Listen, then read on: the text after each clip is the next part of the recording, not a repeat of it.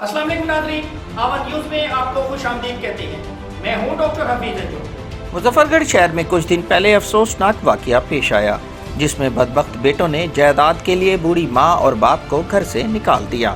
इस सिलसिला में मजीद जानते हैं वहाँ मौजूद हमारे नुमाइंदे लियाकत अली दुरानी से। जी लियाकत, क्या सूरत हाल? जी बिल्कुल, इस वक्त मैं मौजूद हूँ मुजफ्फरगढ़ शहर मौज़ा बकर वाले पे। यहाँ पे एक बदबख्त बेटों ने अपने वालिद साहब और वालिदैन साहब के साथ इतना तशद्दुद हरकतें किया है कि जिसका वीडियो इनको बाहर निकालने पर वायरल हुआ है, जिस पे RPO डेरा गाजी खान साहब के पास ये वीडियो हम लोगों का 64 न्यूज़ का नुमाइंदों ने भेजा है। तो उसका वजह ने उन्होंने एक्शन लिया। यहाँ इफ्तिखार मलकानी साहब जो थाना सिविल लाइन के थे, वहाँ यहाँ पे आकर उन्होंने एक्शन लिया, इनको अपना घर वापसी दिलवा दिया और उनके साथ इन पे मेहरबानी भी किया और काफ़ी चीज़ें भी लेके दिया।